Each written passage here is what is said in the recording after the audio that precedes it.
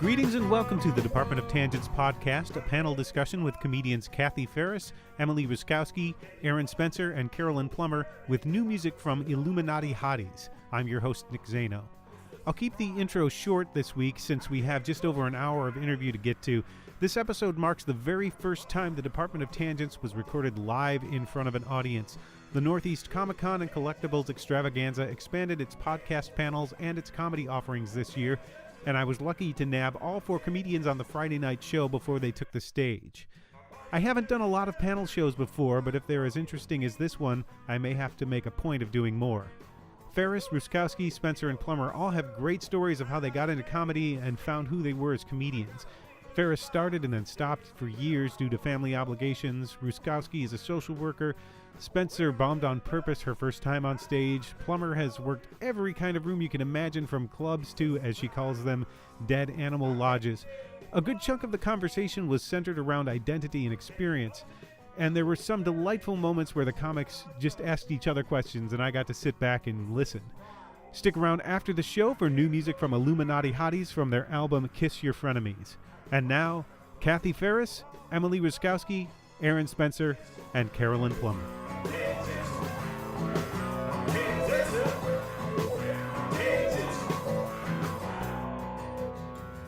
All right, so we can start with introductions. Just our name? If you have an opening statement. I'm Emily Ruskowski, and this is my voice so that you can identify it throughout the podcast. I'm Kathe Farris. I'm sitting right next to Emily, and this is my voice. I'm Erin Spencer. I'm sitting right next to Kathe, and this is my voice. Oh. I'm Carolyn Plummer. I'm on the end. I'm sitting next to Erin and nobody else. So another way to introduce you, I went through your bios. Oh, no. And I picked out That's a also sentence. a good way Yeah. to introduce. I picked out a Bios. sentence. Isn't that the point of? I picked out a sentence from each of your bios to see if maybe you agree with this, if this would be a way to explain people. Carolyn, yours said, "To Carolyn, the monumental is easy. It's our existence that's so hard, yet so ridiculous. Some women look in the mirror and complain that they aren't pretty enough, not rich enough, not young enough. Carolyn gives her reflection the finger." Is that an accurate representation? That is an older bio that a friend of mine wrote because I had a hard time writing a bio about myself. I think he was trying to capture my attitude, and I think he did. I used a lot of big words. But yeah, I would say that catches my essence or reflects who I am. Mm-hmm. And I have actually realized that I don't have all of your bios because I wrote down. Because mine is so long-winded, you didn't have enough space on your sheet. I actually wound up cutting and pasting Kathe's twice, so I don't have Erin's. Well, that's good. I'm glad You're that glad happened. of that? Well, you'll have to do I really have to? give your own introduction. Yeah. Yours was fairly short though. You didn't have a lot. Short but sweet. I like keeping it small. No, it's just. And I'm a comedian. I'm transgender, and I, perform in Boston. That's basically all I write in my bio. Mm-hmm. The facts. Keep Right. it, that's all that's really needed. Just suspect profile. Pretty much. It's And if it's gonna be on my tombstone. If it's not on my tombstone, it's not in my bio. It's your Facebook bio will be on your tombstone. That's the new thing. That's right. What they do. And the number of likes it got. Right. It'd be great if you had a number of likes on your tombstone that changed, that you could actually. Some sort Right, of there was like a hashtag. chisel next to it, and you might even do another mark. How many people enjoy that this person is dead? It just keeps, it keeps changing. All right, and then Kathe Farris is a suburban housewife and mother of 2 teenagers. She shares her unsolicited advice and wisdom about everyday things, from calcium supplements to the political awfulness behind book groups. Do you stand by that as yours? Yeah, that's pretty accurate. Yeah. Uh-huh. In fact, I had my kid write that, so you know it's real. And yours was perhaps the shortest. I mean, you just said Emily is a Boston-based stand-up comedian. she is hilarious and extremely fancy. Yes, that is accurate. That was a bio pulled. Again, somebody else wrote that for me. Yeah, I had a hard time writing my own. Yeah, someone wrote that. Someone wrote that for me for a show I was doing that was for like a women's conference, and they were like, "This is what I'm going to say about you," and I was like, "That's better than anything I've said about me." So, She said you were Yeah. hilarious and fancy. I was like, "Yeah, that's what I want to project into the world. So let's put it out there." I think writing your own bio is probably one of the worst jobs Yeah, that it you feels will weird. ever have to do, and it would be strange for a comedian who spends so much time on stage trying to capture who you. That's basically the gig, trying to capture who you are. Right. And then you sit down Yeah. and try to write it in 5 sentences. I imagine it's it's doubly awful for a comedian to do. Yeah, it feels weird to be like, I'm going to get gendered right away, and I'll be like, shitty open mic dudes could write a great Jesus. bio for themselves. Uh, This guy's the funniest guy. You should book me. I'm the funniest bro you've ever seen. Like, they have no problem. And there could be a woman with like 14 TV credits, and she's like, I've played the Comedy Studio. Yeah. Like, they don't like. Right. And It's women, true. I think women tend to we feel weird. Yeah. You feel weird saying like, this is how great I am. It feels Yeah. weird to do that. Well, my friend who wrote mine is in a band, and he writes songs. Mhm. And he's a really good writer. He writes for magazines and stuff. But he just uses big words. He uses big words in his songs, and his bandmates make fun of him. They're like, why would you use that word? That doesn't rhyme with anything.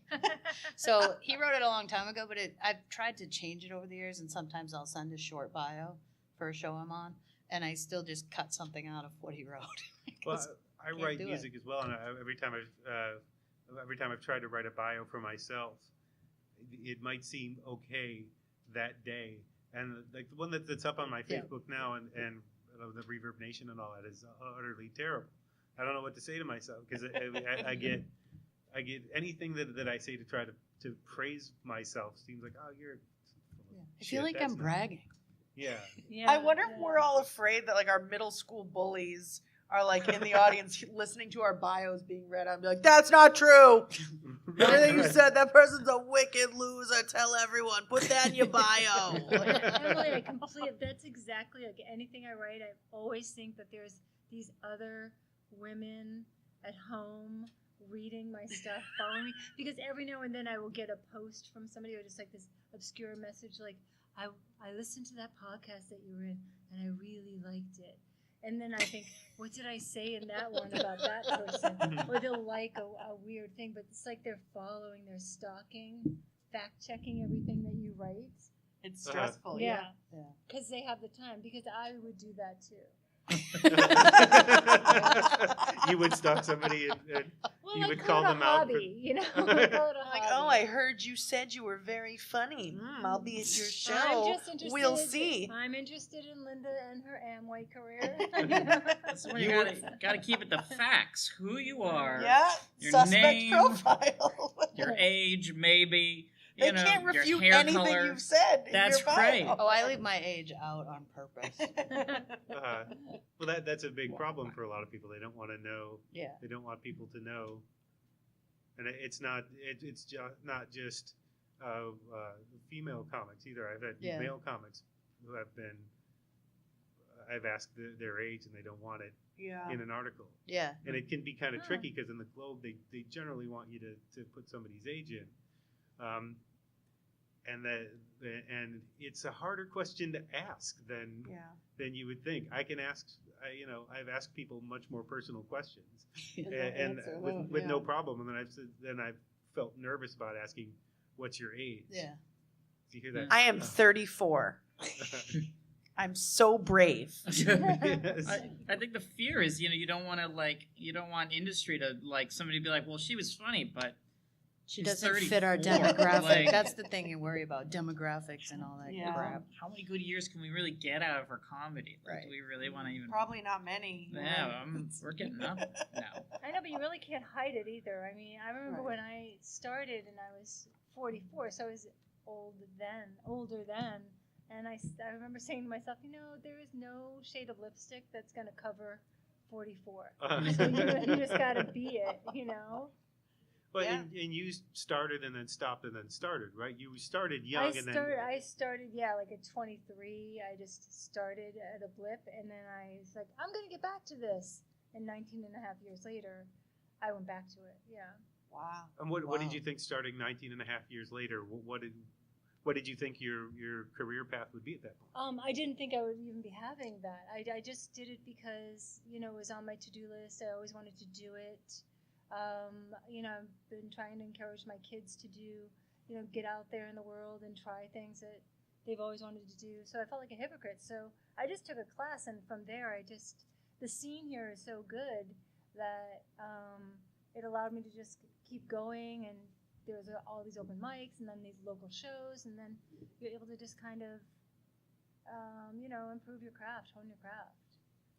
How did everybody else start? I know I've asked you before, and you said Yeah. yours was a New Year's resolution. It was, yep. My friends were like, you're funny and you have to do stand-up, and that's your resolution for the year. And I waited until December of that year, 2009, and I did it like when I started, I didn't know like you could repeat material. So I went to like this open mic, and I thought I had to do a completely new file. So I I thought writing, that at first too. No one Yeah. tells you. You're trying to hone your Yeah. jokes, though. You find that out later. Like you Yeah. don't just play one song once. and Right. go, oh, that. Right, I've had friends who have said, Yeah. "Well, I saw this comedian twice, and they did the same material both times. They're terrible." I try to Well, no, mix it up. That's but- what happens. Right. Yeah. That's People what, want different content. Yeah, I went to see the Rolling Stones, and then they played Satisfaction. Yeah, I mean, Right. like what are they doing? Why aren't they playing? It's so weird that the difference between the music and the comedy world. Nobody in the comedy world they think you want Yeah. new stuff all the time, and then in the music world they want you to They play. want They you didn't to play stop my it. favorites. Yeah. What the F? But I think that's changing in comedy now too, though, where especially with like Netflix and these people having, a new special every year, they're just churning out new material Yeah. at this pace. It's just like light speed, don't you think? It is, yeah, and it's getting. It's getting not all good and either. yeah, the quality quality is of suffering. comedy is suffering. Yeah, Like, because Yeah. we're so focused on like new stuff, and the quantity you can produce right. that really we are. I think it is taking a hit, and it has to. Who can write a new year? Like, how There's many only a comics couple people that can I write a can think new of. hour every Right. year. That's Yeah, crazy. like Dave Chappelle. Yeah. Who can write 2 hours and go out. and yeah, Well, 'cause and he's- he's even been criticized that maybe he should have just released one special Yeah. right. with the better Mhm. stuff. Chris Rock got criticized for his last special. I think a For- lot of people are. Yeah. The For what? one I thought that it was really just good. I thought it was good too, but people are like, oh, it's too racist on the other side. Like people Mhm. thought that it was too much talking about him being black. I'm like, he is black. Did you notice the title of some of his other specials? I know. I'm like, do you not It's know who kinda Chris something- Rock is? It's it's part of his wheelhouse, kind of. Yeah, I thought it was good, but everybody has an opinion, and Yeah. comedy's subjective. So Well, about the new material, Bill Burr was trying to do that a year thing, and until one point he said, I don't really need to. If I don't have the full hour this year, maybe I'll just wait till next year. It's yeah, perfectly okay to wait 2 years before specials. yeah, Well, and I he's think- great. I And with love that creative guy. pursuits, I think even right with songwriting, like if you just force yourself to like, because basically any good sort of creative work comes out of some sort of authentic emotion, right? So if you're like, I'm just gonna sit and force myself to feel something, I don't know how that works. Like I don't know if that's as good as something that just developed because it was organic and it just happened, and you share it that way. Mhm. I don't think that forced stuff makes sense for what we do. Yeah, maybe not. On the other end of the spectrum, novelists will say all the time, you have to just sit and keep writing. You have to get the thing. Yeah. That's one thing. We're just getting at the end of NaNoWriMo National Yeah. Novel Writing Month, which is the idea of it. You write 2,000-3,000 words every day and have 50,000 words at the end of the month, so that you have basically a novel. 50,000 is sort of a low end of commercial. It's more like 70 or 80,000 what you need. But yeah, with comedy. It's not everybody's comedy is personal either, which True. is, It's true. but and you would be tempted to say most of the good stuff is, because you would look at Richard Pryor and say that's the deeply personal stuff. You would look at Gary Gulman. Who's gotten much more personal Very much. Than when he early first on. started. Even Jim Gaffigan has gotten more autobiographical as he's gone on, which is deceptive because it's the surface concept is he might still be talking about food, but now he's talking about feeding his 6 kids in New York City and how you have to chain them all together to get them anywhere, sort of to get them. But yeah, that's that. I don't want to skip over the getting into comedy stories, the impetus of getting into comedy. There must have been an impulse that you thought, okay, this is something I want to try. Yeah. I've always wanted to be a comic, and I did a lot of theater when I was a kid, and I always liked it when I was the center of attention because I'm the youngest of 3 kids. But I didn't know how to do it. I watched a lot of comedy. I went to college, and then when I graduated from college, I got a lot of friends from college that said you should do stand-up, and I didn't know how to do it. So I was waiting tables, and I saw an ad for a class, and I took a class with a comic who doesn't really do comedy anymore. His name's Dave McLaughlin. He was a Boston comic from back in the 90s. And so I took a class, and at the end you got to perform, and he helped you figure out how to write jokes and the structure of a joke. And I did it, and then I met George Hamm, who's a comic out of Maine, and then I started doing open mic nights, and then I was just hooked after that.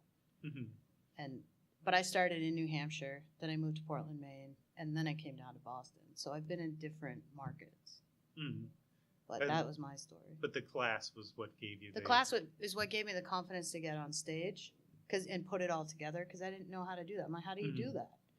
You know, it's not like you're in New York and everybody knows a comic. You know what I mean? Like, it's a totally different thing. I'm in Wolfboro, New Hampshire. I was like, how do I do that from Wolfboro, New Hampshire?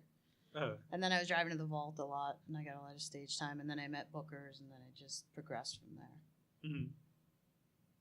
And Erin, yours? Well, I mean, I got into stand-up because I missed it, actually. When I was younger, I started working at a Boy Scout camp. I worked there for about 7 summers. And all I did there was just make kids laugh. That was basically all it was trying to teach kids a communications merit badge. Most boring thing in the world. So all I did was turn it into like a big, kind of stand-up set. Did that, did sketch comedy there, did everything there. Did that throughout my entire high school, college, bit of middle school. And then eventually, later on, when I was out of camp for a few years, I just really missed being on stage and making people laugh, so I got back into it through stand-up. You did all of that in camp exclusively when you were? When I was younger, I didn't do any stand-up outside of camp. I didn't do any comedy outside of camp. It wasn't until it was all summer long. I wasn't really doing much else. It was that in college, but it was years later when I eventually got into trying stand-up as a way to get back into that. And your first gig, you said you bombed. Yes, on purpose. I bombed on purpose. It was at a local bar that does a mic, and I'd seen comics go up there week after week, same comics. Sometimes they bring the house down, sometimes not a single laugh for the same joke even. So I kind of wrote myself a set and waited until there was a night where these experienced comics I've been doing for 5 years weren't getting anything. I'm like, this is my night. And I asked to go up, and he put me up, and I got basically nothing. And I'm like, I'm just as good as they are. The great equalizer, the open right. mic. Yeah. I'm not good, but neither are any of these other people, and they're not quitting, so why should I? That's Exactly. sort of, So I just kept on doing it, kept the stuff that kind of worked, and went from there. Who else took classes? I took class. You teach class now, Yeah, I too. teach that, yeah. What is that? What is your approach to that? Well, what I liked about when I first started, I read a book about it, and then I took this class. And I'm very much about process and the structure of a joke, and I loved how to write a joke. So I spend a lot of time on that piece, on the mechanics of a joke, and just getting comfortable on stage, like how to work the mic. There's some things that you just can't teach. It's just a matter of, here's what stand-up is about, and here's the formula of a joke, and here's the mic, and you can't avoid any of these things.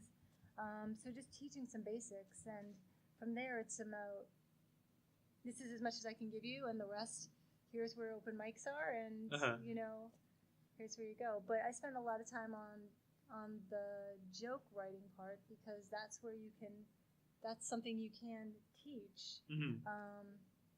That's not to say the joke's going to be good, but if you can look at something that people are doing and maybe the structure's off a little bit because the keyword's not in the right place, or there's too many words, or the setup doesn't make any sense, you can kind of cut through some of that. So I spend a lot of time on that.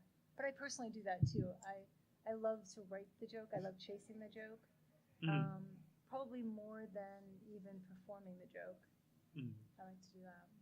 Do you find that process reliable? Is there a transferable process that's reliable for everybody? No, I don't even find it reliable for me. I just enjoy doing that, because the other piece of it, which is so important too, is your stage presence and your delivery, and connecting with an audience. And I personally have found, like, some people can write a good joke, but then there are some people who have this amazing stage confidence and this presence, and they can connect with people. And you go down these roads, and you might not be able to write a good joke yet, but you can connect with an audience. You're going to start getting a little thing. But if you can write a joke and then start working on your stage presence, you're still going to get some. So you kind of parallel, but on different strengths in a way.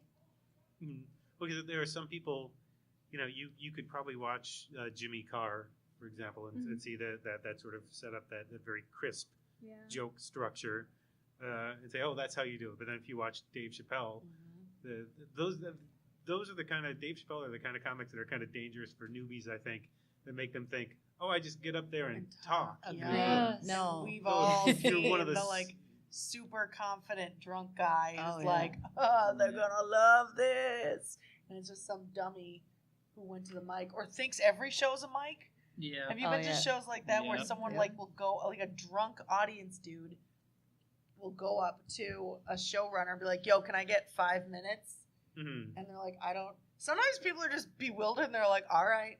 I've seen that happen a few times. Sure, buddy, go up. And I always love My answer is always no. That's a good answer. Nope. Well, because time is different behind the mic, as you know. And they deflate right away. When they think, oh, just 5 minutes, I've got I could probably do 15. You know what I mean? I've done my cousin's bar mitzvah. But I've seen that at open mics. The people will say after, I asked somebody once, well, they found out that I write about comedy. They go, oh, why don't you write about me? Because I just met you at the same open mic I'm playing. So I don't know what that says about me. Because I don't want to. For one thing. So the other thing about how much material do you have? Man, I could do an hour. It's like, not based on the 7 minutes you just did. You can't do an hour. They think they can. There are a lot of people, I think, who play for just their friends. Their friends follow them to these open mics, and they always got a cheering section. And one of the saddest things you'll ever see is when the first time that cheering section isn't there. Yeah. Like, so I was at the office, and there's the coffee machine, and I said whatever the dumb thing is, and then nobody laughed. And then there's a little thing that starts going off in their head. You can see in their eyes, like, no one laughed. Everybody always laughs at this at work. What the hell am I going to do? That's sort of that swimming that starts. It's just heartbreaking. It's fun though sometimes. It depends on really it depends on who. before, if they're arrogant and it happens, you're like, finally. I did see that once. There was a guy that just started. There are people who will come into a room and make fun of it because they've been there. DJ Hazard would do the around the room thing in the studio. Yeah. And there are people who bust the club owners' chops. I saw a guy walk into Motley's. If you remember? I love Tim Motley's. McIntyre's in John Lincoln's place once, and just. He asked to do time, and he was on a guest spot, and he just made fun of the room for. Why would you waste your time? And nobody liked it, and it was a sort of. He was somebody who literally swaggers on stage when they walk around, and it just gets to. It just becomes a sad thing where everybody's. It looks like everybody's watching Schindler's List. If you were to just take a picture of the audience and tell people these are people at a comedy show, they would never go to a comedy show based on I've what seen that those people happen look a like. lot. You might have seen that actual knife. Well, people think, I think the people who do that mistake, they miss the fundamental difference between hanging out in a crowd, making everyone laugh at a party, and being funny on stage. Yeah. Is that Totally there's no different back animal. and forth dialogue. You don't have anyone else to play off of.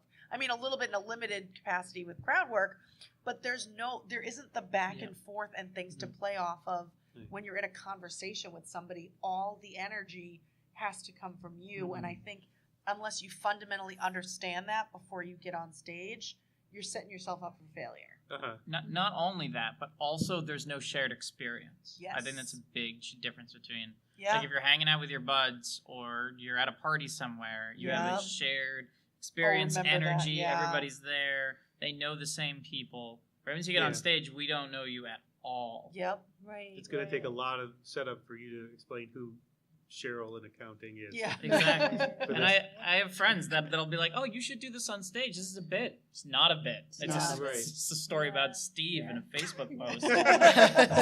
Do you all get that a lot? Do you get? I mean, Oh, yeah. you just I went get that through a lot. Thanksgiving. Yeah. Did you get relatives saying, "Hey, you should use this Here's the thing I something just to said use. about the Yeah. turkey"? I actually had, because people say it all the time, like, here's something for your skit. Yes. It's not a I hate the about- word skit. Ah. About a year ago, I was getting my kitchen remodeled, and my contractor had found out that I do stand up. And he came in one day, and he told a couple of jokes, and he's like, "You can have those." I'm like, Oh, "Oh, I love that. oh, thanks." I don't want those. And about 3 weeks later, he came in, and he's like, "Hey, can I talk to you for a second?" I said, yeah. I said, "Listen, I feel really bad about this, but I'm gonna have to take those jokes back because I'm thinking about doing comedy now." And I wanted to say to him, like, listen, I don't do a lot on like minor traffic violations or the disabled, so you are okay. Or the disabled. I mean, that would be a powerful combo. Right? You sure? That could have been a start of another 5 minutes for you. I don't know. You could have combined the two. I don't even know how you She's the keep one that who back does though, the right? thing about the disabled guy at the traffic stop. It's awesome. Wasn't even that good. That's setup. I'm Yeah, gonna need it's those back. And he was He was sorry yes, that he had. He felt really bad about But it. he stole those comedy gems But from I'm gonna have to you. take it back. And in some ways, I was thinking, That's like, gonna how do you be- take back? How do you know I'm not doing that? You know Right. what I mean? You should have said just to screw with him. I'm sorry, I'm gonna have to keep them. I've been doing them, and they're very, very funny. I already did them on the, Everyone I better already be did like, them on "Oh, the Tonight Show. Now yeah, when people see you I'd love to doing give them. them back, but I don't have them anymore. I gave them to a friend of mine. in Branson, Missouri, They're already in the trash. That's right. yes, I don't think I could pull them out. But how much do you draw from real life, and how much is imagination, and how much of who you are on stage is you, and how much is some heightened, idealized version of you? I'm me. I would say most of my stuff, I talk about my family a lot. It's personal, and I'm sort of a storyteller comic, so Mhm. it's a story that's been exaggerated or made larger than life. Yeah. But there's an element of truth in almost every joke that I tell. Mhm. That's where it comes from. But I wouldn't say that it's exactly me. I'm like quieter in real life, but bigger on stage. But it's a bigger version of me. Mhm.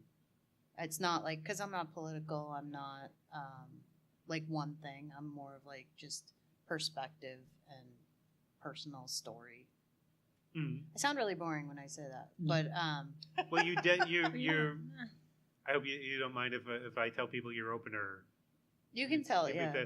your frequent opener. I don't know if it's still. I don't do it all the time. It depends on who goes before me. Well, yeah, you will frequently come on and say that I'm the and deadpan. I'm the high energy portion of the show. of the Yes. show. Yeah. And it made me think when I was putting together questions for this. Is that how you see yourself? I think sometimes I just need people to get used to the cadence of my voice, because if I go after someone who's lit up the room with all this energy, and then I come in with my low energy, like matter of fact kind of way that I tell my jokes, it doesn't always work. It's a crutch. I fully admit that that's a crutch to get a laugh right out of the gate and then feel comfortable.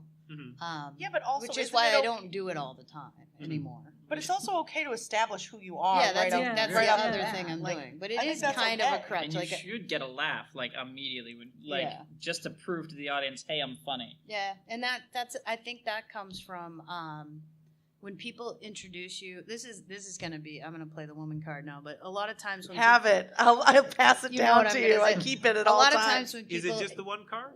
yeah, there's a couple. I have a whole deck But, ready. With when them all people the time. introduce you as a woman and mention you're a woman, I had someone introduce me once 7 times. They mentioned I was a woman. I was like, they're gonna know that when I walk out.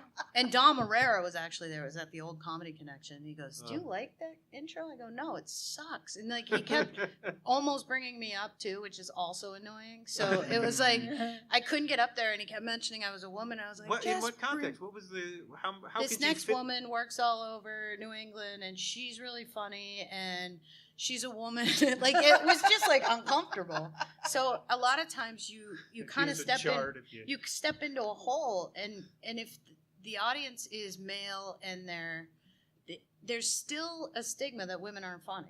That stigma is still there. It's not as bad as it was when it was like the early 90s and there were a lot of bad female comics out there doing all the same joke.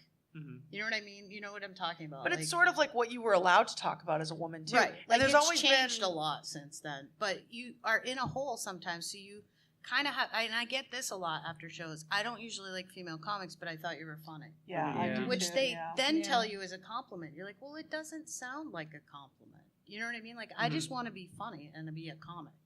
But there's still the woman, you know, she's a comedian. I'm like, no, I'm just a comic. I just want to tell my stories. You know, from my perspective as a journalist covering comedy, I've covered that sort of topic somewhat frequently, but I've also wondered at some point a few years ago, looking at gender and looking at race, wondering, all right, well, if I ask these questions in this story about somebody, it's taking focus away from who they are personally.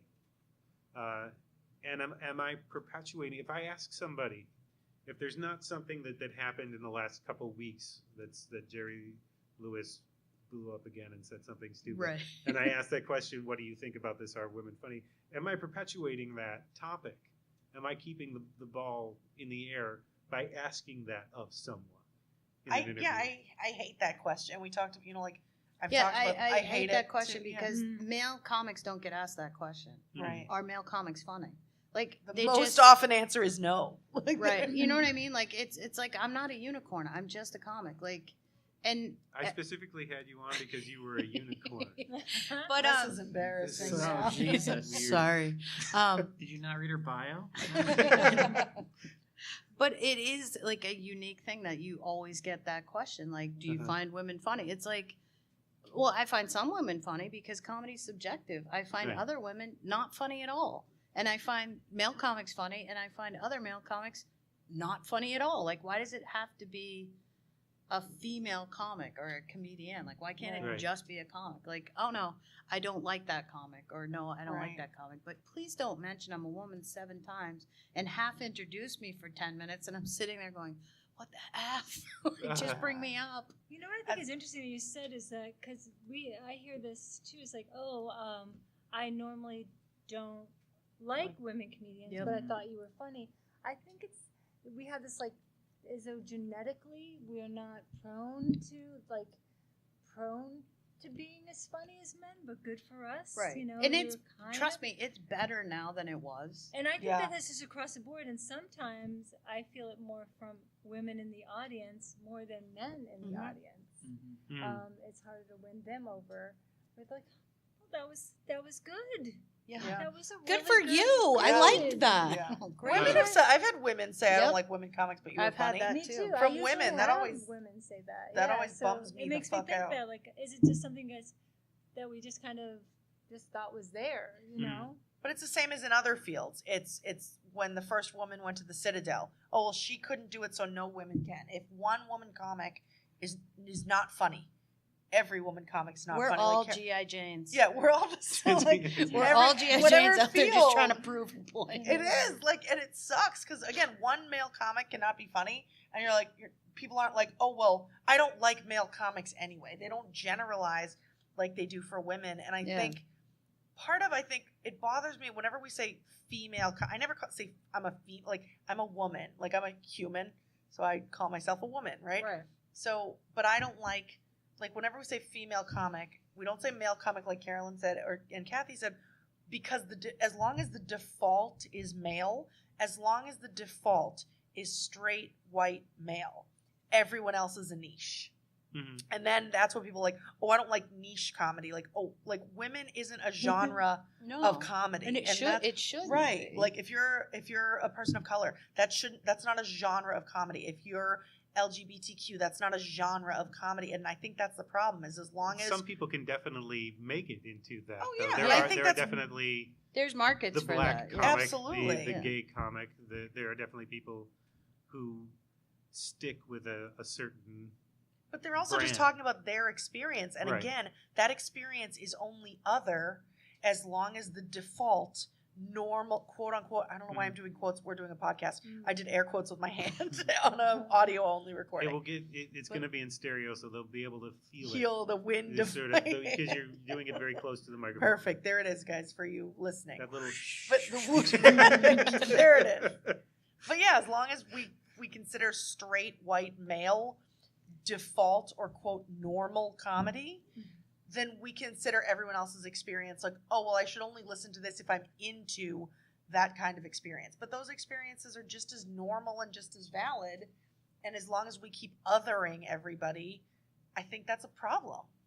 I think it's about how we respond to it, though. Like when we did that, when we got interviews after the Boston Comedy Festival and being women in the Boston Comedy Festival, and they asked us that, the next day I was like, the next time I'm asked that, I'm just going to say, well, why don't you come see for yourself? Here's where we're at. Yeah. I've answered that way. Yeah. That's a good answer. I wish I was more on my feet. Because I'm like, well, you might not like my humor, but, people think I'm funny, but you'd have to form your own opinion after seeing it. Well, comedy doesn't have what music has. As much as people might complain about genre labels in music, they're helpful in that, if I could say Americana music and people have kind of an idea of what that means. You can say rock music, you can say rap, and there's still a fairly, diverse sort of diaspora within in each one of those things. Sure. But comedy is just sort of comedy to people. There aren't a lot of highly developed genre labels. I think you're right. I don't think there are highly developed labels, but I think you can compare two comics and say that they have a similar comedic style. Yes. I think that's totally possible. You can also compare topics for comedy. There's some very political comics out there, then there's some that don't do any politics. So I think there is a way to genreize comedy a bit, but male and female is not a great way to do it. Yeah. That's what I've just never understood that. And I think that's just something that's always going to be there. And you just have to just keep doing your thing.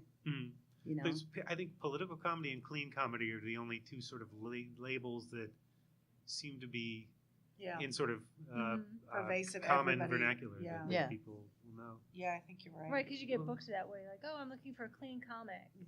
Okay. Right.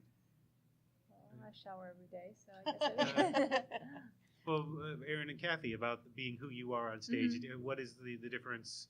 Is there any difference between who you guys are on stage and who you are off stage? Yeah, for me, people will say, "Oh, I really like your character," because on stage I'm more edited, and but honestly, and I think it was my 19-year-old who said it. She's like, basically, you're who you are when you're picking me up from school at 2:30 in the afternoon, and you're just tired of having to pander to everybody else, and you're just saying what you're gonna say. That's just how you are, and that's why I write. I deliver the way I write. So it's like a sliver of who I am, but I think I'm introverted and shy in private, that I only show that on stage, and the rest of the time I try to just be polite and politically correct and, you know, shiny and polished and look like I've got my stuff together when I probably don't. So it's just like it's just one part of me, but it's the most comfortable part of me. It's that I'm going to misattribute the quote, but there was that sort of old riff about be normal in your regular life so you can be weird in your art. Oh, That's that's cool. sort of, I like that. there's that. If I have a vague idea of who said it, but I can't remember, and it's going to sound incredibly pretentious if I guess. So yeah, but that's an idea that there are people, you know, that are incredibly weird on stage who are just that's just what they do. That's the job. Yeah. Is to be something strange. Well, Bobcat Goldthwait is like that. Like when he did his stand up and he was so strange on stage. I've met him outside of comedy, and he's really smart, really normal, kind of shy. And the stuff he was doing in the, you know, when he was in Police Academy and stuff like that, like that's his character. That's not who he is as a person. When he got trapped in it after a while, he desperately wanted to get rid of it, and it took him the longest time. You know, I've seen him on stage say, "This is my normal voice." Yeah, exactly. And I interviewed Gilbert Gottfried years ago, and somebody else answered the phone and said, "Oh, yeah, I'll give you to Gilbert," and he's got an incredibly smooth, beautiful voice. But they want to hear that. I opened for him for a few years ago down in Baltimore. Before I like Carolyn, I did a different market before Boston, and I opened for him, and he was like very, like you said, like very calm, soft spoken. We talked about how he hates anti-vaxxers, and I was like, me too. And like it was a really nice conversation. And I was like, wow. I thought somebody was putting me on when they handed him. Yeah. I didn't think it was him. Yeah. Like for a while, and I asked him, you know, are people surprised when they hear your real voice? He had a great answer. He said, I think they're just surprised I'm not a duck. There are some people that are like Lewis Black is a very calm, just wonderful guy until you start talking about politics, and then the guy on stage comes out. The first time I interviewed him years and years ago, you know, it was a very laid back conversation. This was during the New Hampshire primaries in like '99 or whatever it was, and the big thing that year was everybody was cooking breakfast for people. That was what to make the candidates look normal. So it was this very calm, serene conversation. Talking about the mechanics of comedy and stuff that goes on in the Daily Show, and he started talking about the primaries that he just flipped because he was there covering it for the Daily Show. These fucking people flip a pancake and thinks it makes them fucking human. He just turned into this completely different guy. I'm like, all right, so that guy on stage is still you too. It's probably not terribly exaggerated for who you are just by your natural reaction, but it's just as Kathe said, it's a sliver of who you are. I really like him. I think he's great. Yeah. And I like that his energy matches what he's saying.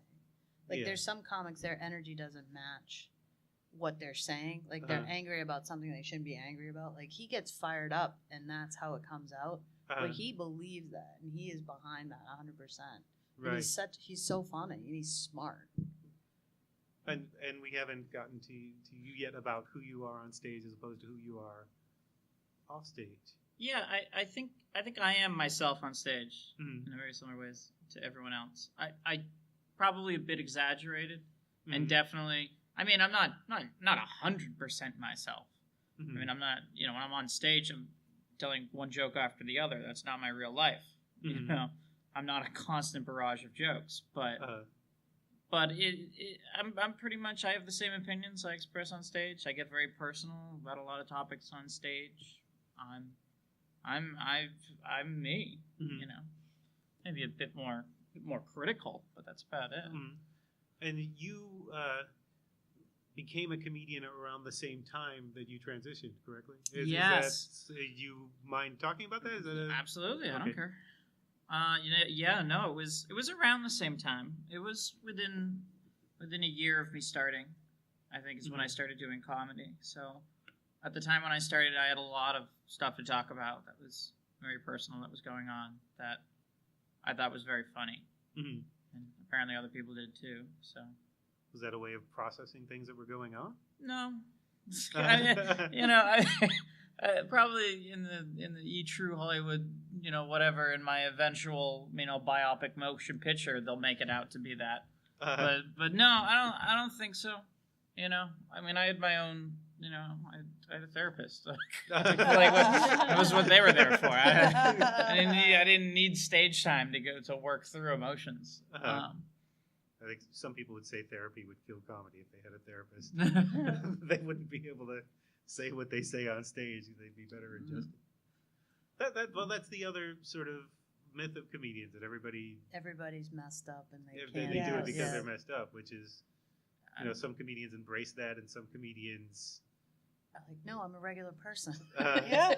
I'm not broken. I'm not trying to convince you of that. I'm not broken, and that's not why I do comedy. I think there are a lot of people drawn to comedy that probably could benefit from therapy that don't go. But it's just that kind of thing that people are drawn to that maybe couldn't deal with reality, and that's their way of venting. Well, maybe it's not therapy, but is it therapeutic? I think it is Oh, sometimes, yeah. yeah.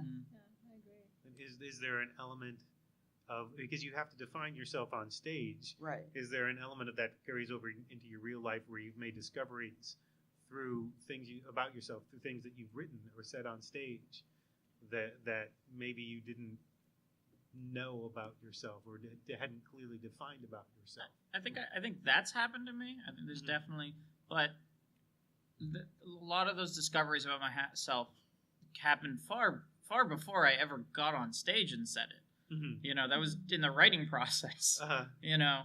I was sitting in a cafe writing stuff and trying to figure stuff out to say on stage, and about me and about my life and what I'm going through and all that other stuff. And yeah, sure, I worked out some things there, but that wasn't a discovery on stage. Mm-hmm. Or a discovery through the comedy, I should say, more. I guess not necessarily through the on act stage. of writing comedy, yeah. But So much of it seems to be about refining and definition, which is something that, maybe it's too broad to say this, which is about what the rest of your life is about, defining and discovering. So that you take that process and funnel it into something so specific. It seems like there would be some carryover from one to the other. Yeah, I know. Like when I had about 10 minutes of material, I stepped back and I saw like the things that I was focusing on that I thought was, in my comedy. I was surprised at it, at how just simple and mundane it was. Mm-hmm. But I also found that it was an outlet for me to kind of take back control of things, things that really would bother me. And not in a way that it's like this high, like therapeutic thing, but like, when I was going to get my upgrade at Verizon, that woman made me cry because it just was just an awful experience for me. And so I knew when I got off the phone, it took me 2 years, but I'm like, I'm going to write a bit about this because it bothered me, but I didn't know where to put it. So that's where the comedy helped me, because when you feel out of control or helpless, it kind of gives you control. You're like, well, I'm just going to put something funny in this. Mm-hmm. Do you ever have one of those moments and then you just can't figure out how to make it funny? You're like, oh boy, this is something happening to you in the moment, like, this is going to be great. And then This is nothing. comedy gold, and then you do it Yeah. on stage, and the audience either doesn't get it or you haven't phrased it properly for them to understand where the funny part is, and you're like, you dump it for a while, but then you bring it back because you're like, nope, there's something funny there. And for me, I'll write it out. I went to school for writing, so I'll write it out too and find like the right words and placement and stuff like that. But I still have to do it on stage a couple times at an open mic night or in the middle of my set, and to get the right timing and wording and the way that it flows. Because if it doesn't flow, then it's not going to be funny for me. It's like you have to get the timing down and stuff. So I still have to say stuff out loud, but I'll write bits down, and now I do it on my phone. Mhm. I'll like leave a note there. I'm like, there's something funny there, and then I'll structure the joke around it later. Do you need the audience feedback to know something is funny? This is something I've a question I've debated with comedian friends. I think you do. I Mhm. think sometimes you just have a concept that is funny to you, but until the audience, like, and it's not every audience, and until you're confident about that joke, sometimes you don't get a laugh on it. Mhm. But you know from the reaction of the audience that it is funny. I don't know, maybe you need the validation that it's funny because you're opening yourself up, these thoughts that you have in your head. Mhm. That's why stand-up's so scary, to me anyway, because you're vulnerable. Mhm. It's a very vulnerable art. You know, you're not interpreting somebody else's words. You're not singing someone else's song. Songwriting's the same. When you're a songwriter, you're giving something to the world that you created, and you're like, oh, I hope this doesn't suck. Or I hope people Yeah. can relate to this. Or I hope people like this. And you're just shitting your pants, kind of, Right. hoping that it's something that people like. And hopefully not literally. Yeah, exactly. Well, the whole room's looking at you. Don't eat the romaine lettuce. Well, I mean, with music, you can practice your chords, you can practice Right. your rhythm, you can get other things down, and there are some technical aspects to it, and that I'm assuming that's what Kathe, what you teach at Improv Boston. Yeah. That there are those technical aspects of it, but then it's other than dance. I think it's the most subjective art form because you can pour your heart out from one audience and they hate it, Yeah. and you can pour your Mhm. audience out at the next, your heart out at the next audience, and they love it. But that's the thing about comedy. I always think too. For me, it's therapeutic. I feel like I'm my best self on stage. The me I like best is on stage me. Even if that makes sense. Even though it's the same me, but I feel like I am more focused. I feel like any other time that I'm not on stage, my mind is always a bunch of different places, and I have a really hard time just being focused and being present. The only place I can 100% of the time do it completely is when I'm actively on stage. I'm nowhere else mentally. I'm 100% there, and I feel like I'm giving my best self, and I really, really just love it. But also, it's my job. Like, the people in that crowd paid to be there. They got a babysitter. They changed their plans. Like, they made an effort to come out, and that's their leisure time. Like, that's their free time that they're giving to me. I owe them something. So for me, part of me thinks, like, it doesn't matter if I think this is funny. Like, I'm here.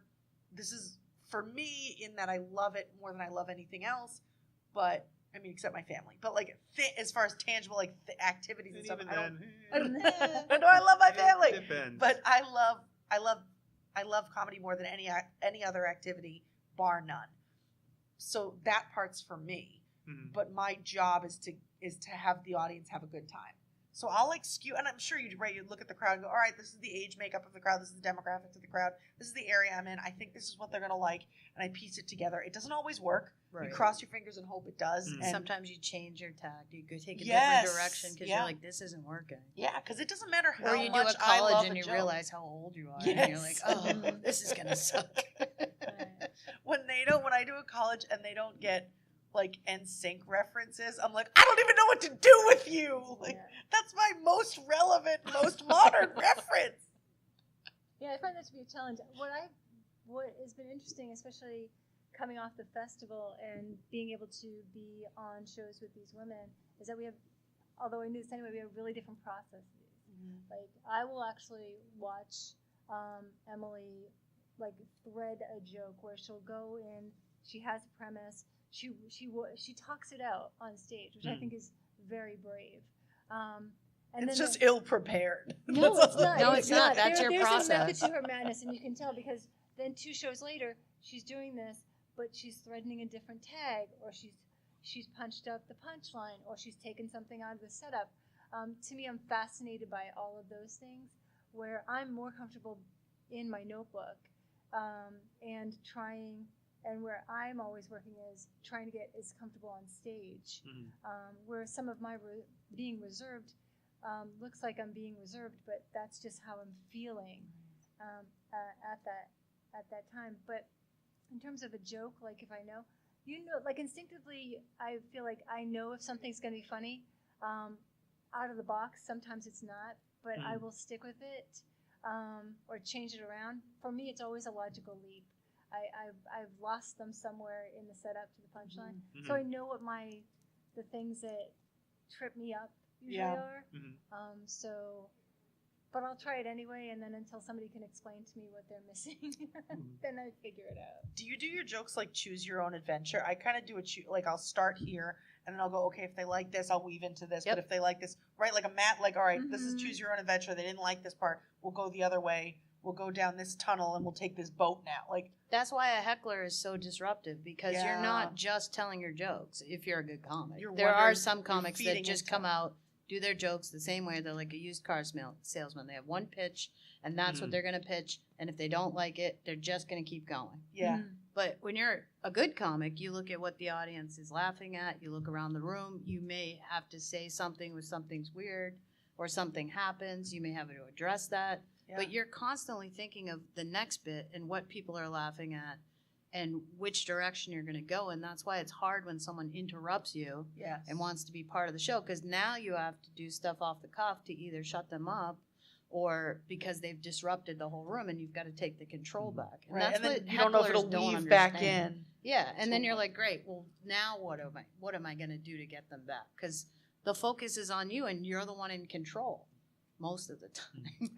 Well, that's where it moves from an art to a job, and a Right. craft, and a profession. I don't think people think about comedy as a job Mm-mm. a lot. The general public, I don't think sees it. I mean, No. you're not. I think they see you playing clubs, and people are drinking at tables in front of you, and or you're in theaters and you're, doing the huge Netflix show. I don't think people think about, like, you're playing the Comic-Con tonight. That's why we're all here. Yeah. You've played, Carolyn, you call them the Dead Animal Clubs? Is that what Yeah, you the call dead them? animal The lodges. uh, I did a lot of those in Maine. It was unbelievable. You're not always at That's where I and learned what a meat raffle was. you're not always at you're not always at They're a big. club, and you're not and sometimes even after you've had the whatever that what people consider that big break, you go back to playing Yeah. Yeah. the Dead Animal Clubs. I mean, Because it's a benefit, and that's where it is. Like, I was just in Taunton a couple weeks ago. I don't mean to brag. And it was the night where it was raining really hard, so it was pitch black. And Yeah. I pulled up. There was no signage on this building at all. It was the Lafayette Club, and it was scary. And I was like, you this sure you is- want to go public with that? You want to bleep out the Lafayette Club in case they want to? No, they were all very nice once I got there. But it Uh-huh. was just like you pull up, it's pitch black, there's no lights in the parking lot. You're like, this is comedy. Yeah. This is comedy in New England. You know what I mean? Like, you're not always in a club, and you're not always at a theater, and you're not always in a nice place. Like, you're just going to where the show is. Yeah. Bobcat Goldthwait has told a story about his first Letterman appearance. He was working at a Greek restaurant in Kenmore Square, and he had to do Letterman and then come back and tell people, the people at the The restaurant, special. watch Letterman tonight. I'm like, yeah, you're on Letterman, right? He says, no, I am. I'm on Letterman. He was still, that wasn't the big, once you're on TV, you're not necessarily, that's not the big break. Well, look at Monique It's and one. her thing with Netflix and how they lowball. She has a fucking Oscar. Like, she has an Oscar and she's still fighting with people over how much they're going to pay her for a Netflix special. I don't think there's any point when you've made it and you're set and you only play theaters and everything's perfect all the time. I think comics, it's just not like that. Well, it right? used Like, to be different. Like, if you got invited to the couch on Carson, then your comedy career kind of took off.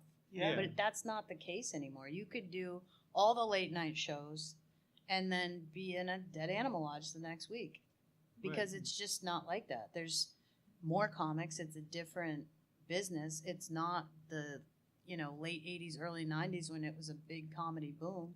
I think there's a lot more comedy, but like with all the specials and everything, I Yeah. think the quality of comedy, just because there's more, doesn't mean it's better. Mm. I think it also the reason that is also is because they get instant feedback now. Mhm. Like, if you're on Yes. Conan or something, you get feedback from the audience. It goes up online. See how many views it gets in a few weeks. If you're getting not that much, then you have a TV credit, great. But apparently the world didn't think you were actually that funny. Right. Well, You even know? back then in the heyday, Steve Martin would talk about how, nobody noticed who he was until 12, 13 appearances on Carson. Mm-hmm. Yeah. Mm. And now it's all about how many you can get booked in a club now because you have 1 million followers, but that doesn't mean that you're the funniest comic in the room. Well, you look know? at that. We saw that at JFL, the variety showcase. The Southern Mama guy bombed really, really hard because he thought he was just going to get up and do Southern Mama, and it's like, okay, that's You're great in on Canada. YouTube. Yeah, you're in Canada, and that's great on YouTube, but it doesn't work in front of a live audience. Yeah. That's And that's not- a 'cause you don't have totally jokes. different part of the business now too. And That's they gotta- changed tremendously. And Vine YouTubers and Vine stars were getting booked, and they weren't comics by trade. So No. they had no idea what to do. Or they were in front of a performing room in for their an hour. bedroom, and now they're not in front of an audience, and they're out for in an front of hour. Yeah, and you and have then- no props. There's no camera in front. Right, there's no it's just- editing. Yeah, none it's of you that, and them, and good fucking luck, because you were doing 30-second Vine clips. Yeah. How do you make an hour out of that? Yeah, there's a lot of things you see on there that don't look like they would transfer to Yeah. to a live stage very well. A lot of things, because you can use editing and things too. And Well, part of it too is people are getting hours. Again, if someone goes viral and they've been doing comedy 6 months, I think we've seen a lot of that you didn't Those used to see. 15-minute specials, you Yeah. saw a lot of that. Some were really good, and And some some were were- unwatchable. on Because there were Netflix, people who had a good 5. Yeah. And they got something 6 months in. I feel like that never used to happen. You would be grinding away for 10 years before you got anything. And I feel like people now are a year or two in, and they're getting JFL, and they're having a great set, and then they don't have any more than that great 5 minutes Right. that got them all the recognition. Because they haven't developed. And everybody develops at different speeds, and the confidence in, I call it finding your voice, but finding out who you are and being that person on stage. Yeah. And people are getting things really quick, and then they just burn out, and they either disappear, or you find 5 years later they show up again, and now they're funny because they went and worked at it. Right. yeah, we were talking about that earlier. How sometimes you can see somebody, and they don't really, you might say, all right, they're not your average open micer. They've got something, but there's not much there, and you can see them sometimes even 6 months later, and they seem like a completely different comedian. Yeah. Mm-hmm. I think some of that has to do too with, when you're talking about these 15 and these 30-minute things, is that you go from spending a year or years on your type 5, and then you're kind of lost between your 5 to your 28 or your 30. I mean, that's exactly what you were talking about before, about being able to, hone or pivot or, not do that cluster, go into something else because the crowd's not connecting with that, or they resonate with something else. That skill set isn't needed in a 5. It's needed in a 30. And there aren't classes on that kind of stuff. That's just life and stumbling through that. Because I remember asking somebody is there something out there, a book or something I could read on how to do this? No. It's like if you had to learn how to drive, and the only courses were how to turn the car on. Right. Yeah, good analogy. Yeah, Yeah. exactly. Yeah. Right. Steering is all up to you once you're out of the driveway. Sorry, we don't know what to tell you. And I think your stand-up set is a different beast also. Like the type of jokes you can tell change when you start doing 20 minutes. Yeah. 25. I know that was big Yeah. for me, because all of my material is transgender related. But when I first started and I was first doing 5, my 5 had to be about certain topics because the audience was wondering them, and if I didn't talk about them, then they'd stop paying attention. Yeah. Do you feel free to veer out of transgender topics if you wanted to at this point? If I had a longer set time, whenever if I can get a longer set, then after 10, 15 minutes on trans stuff, I could probably start. I'm trying now to start moving into other areas, but how do you do that stuff even at an open mic or at a show I can get 7 minutes on? Now I've got to spend 4 minutes trying to get through the basics to then move on to something else, and it's tough. It's a tough ball game out there. Yeah, I've spoken with gay and lesbian comics about this before, about how do you want to do material that's not about being about being gay. And sometimes it's, well, that's a lot of my life experience. I Sure. don't want to be. It can be a niche, but it's also my life. But we don't ask male comics that there's straight white guy comics who their whole set is who they slept with, what they're doing with their dick when they're alone, like their whole set is like girls I slept with, masturbation jokes. I'm laughing because I did a show once and it was all guys in front of me and they all did dick jokes. And Every single like, one. I felt like I had to do one at the Because end. you're I like, this is was the like, I theme of think the I'm show. supposed to do a dick joke. I I've think seen I one of did. the traveling arena shows where the guys told a variation about the same oral sex joke. Yeah.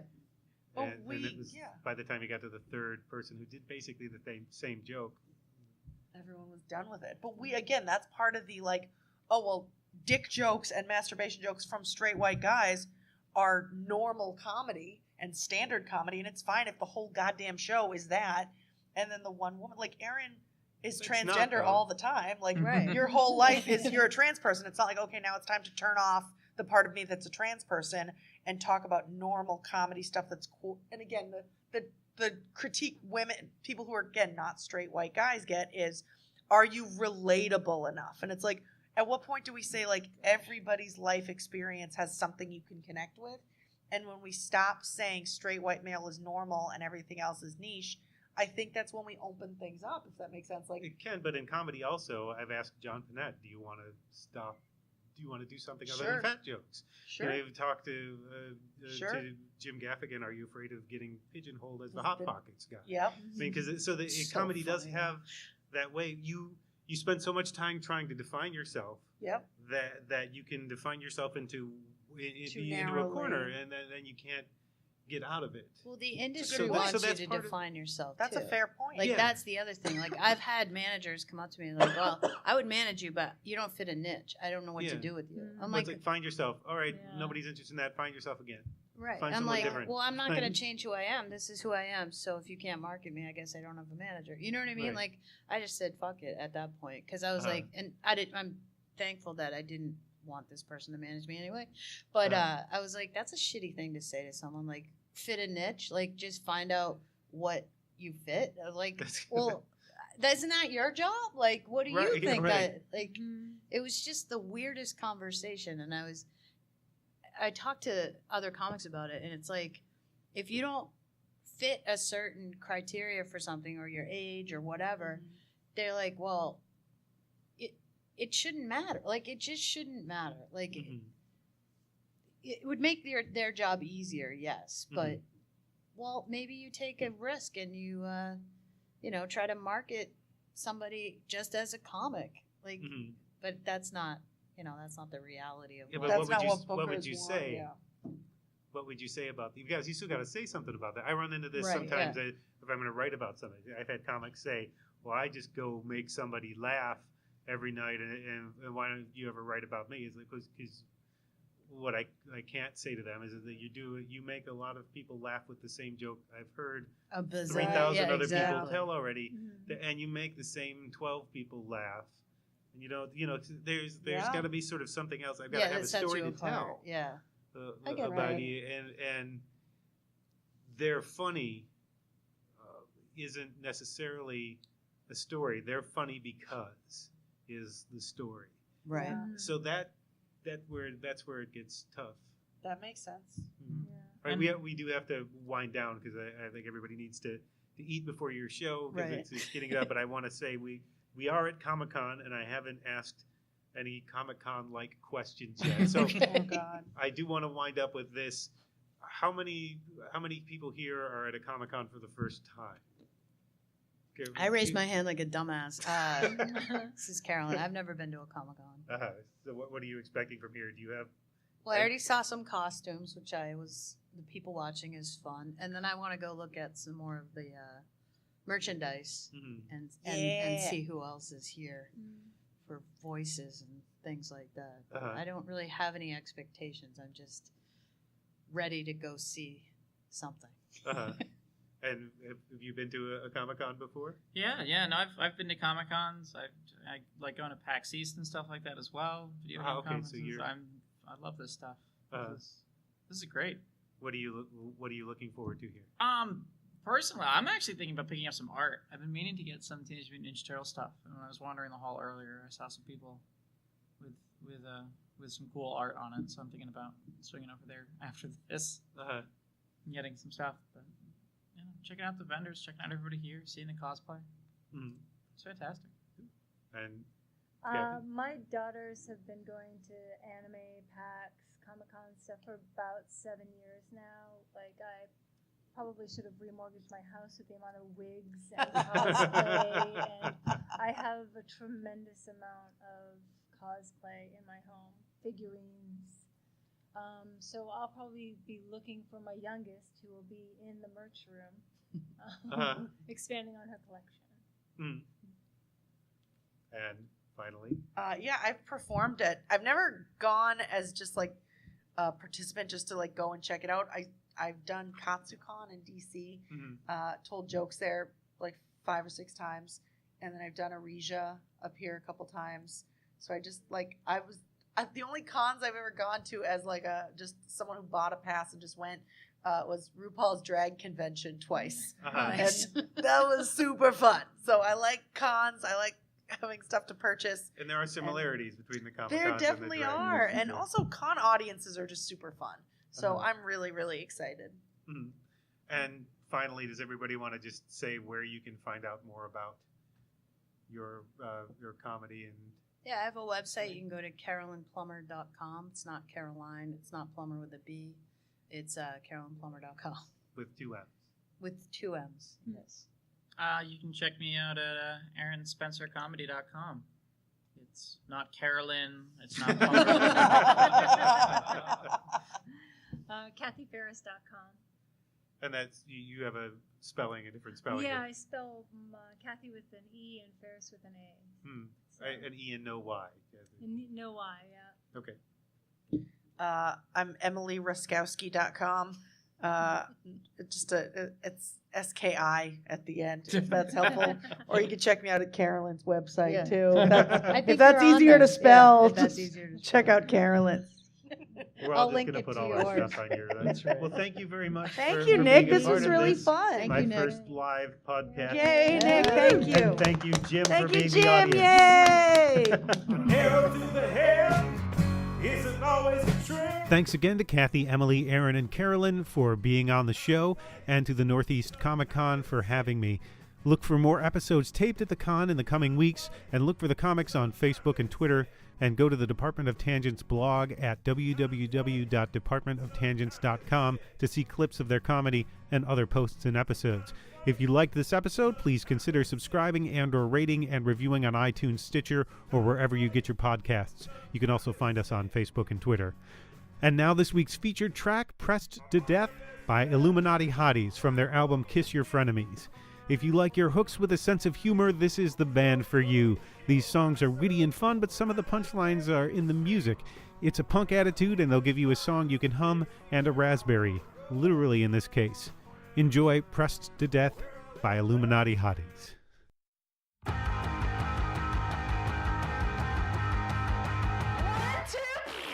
I wrote a song on your guitar and it sounds like you wrote a song on my guitar and it sounds like shit. I traced the freckles on your arm and it felt like you held the fabric of my heart and then ripped it. You only like me when I'm sad. You only want me when I'm feeling bad. You only like me when I'm sad. You only want me when I'm feeling bad. Now I'm feeling so bad.